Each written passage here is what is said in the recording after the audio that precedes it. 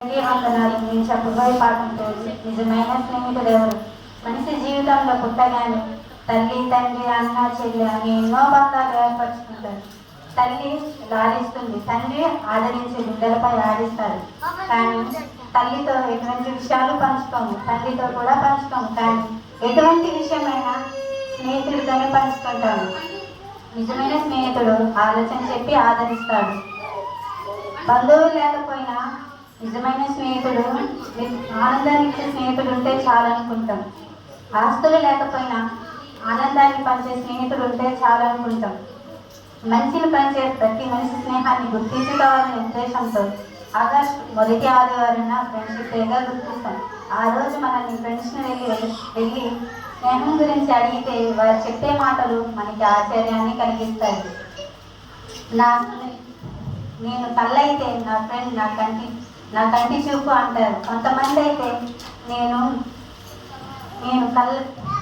నేను పెదవులపై చెరగని చిరునవ్వు అయితే నా ఫ్రెండ్ వెలకట్టలేని సంతోషం అంటూ స్నేహం విలువ తెలియని వారు స్నేహం గురించి మాట్లాడతారు. విచిత్రం ఏంటంటే పాతాళం తెలియని వాడు తబల వాయించినట్టు స్నేహం విలువ తెలియని వాడు స్నేహం గురించి మాట్లాడతాడు. సిమ్ లేకుండా టెలిఫోన్ మోగిందనడం ఎంత అబద్ధమో ఈ ప్రపంచంలో నిజమైన స్నేహితుడు ఉన్నాడనడం అంతే అబద్ధం. రెయిన్బోలో బ్లాక్ కలర్ దొరకడం ఎంత కష్టమో ఈ ప్రపంచంలో నిజమైన స్నేహితుడు దొరకడం అంతే కష్టం. అసలు నిజమైన స్నేహితుడికి ఉండే లక్షణాలు ఏంటో మీకు తెలుసా? సామెతలు 17వ అధ్యాయం 17వ వచనం. సామెతలు 17వ అధ్యాయం 17వ వచనం. నిజమైన స్నేహితుడు విలువగా ప్రేమించును. నువ్వు పుట్టినదిని మొదలుకొని నువ్వు చనిపోయేదాకా ప్రేమించేవాడు ఈ ప్రపంచంలో జల్లెడ వెతికినా దొరకడు. మనిషి జీవితంలో స్వార్థపరులుగానే బ్రతుకుతున్నారు. స్నేహం అనే పదం పెదవుల దగ్గరే ఆగిపోయింది.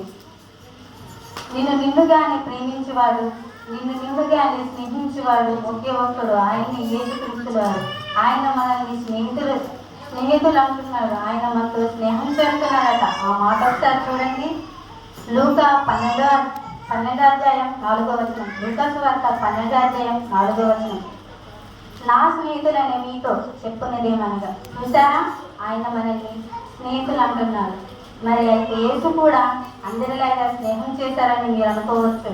ఈ లోక స్నేహంలో లేని యేసులో ఉన్న గొప్పతనం ఏంటో మీకు తెలుసా?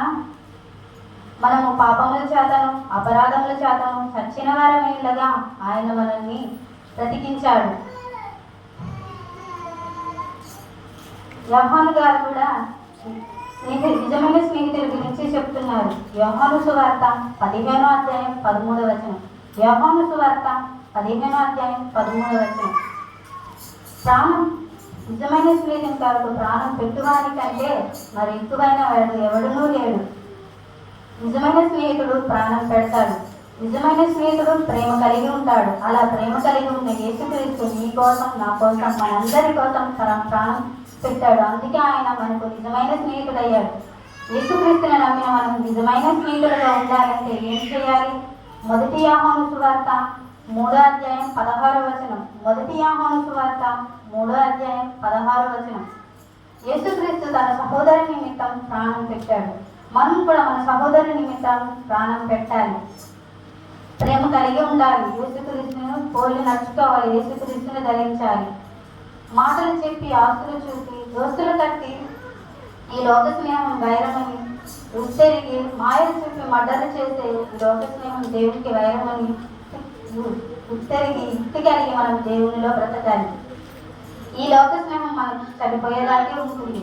అదే ఏ స్నేహం చనిపోయి తిరిగి లేచిన తర్వాత కూడా ఉంటుంది. అదే యేసు గొప్పతనం. Thank you.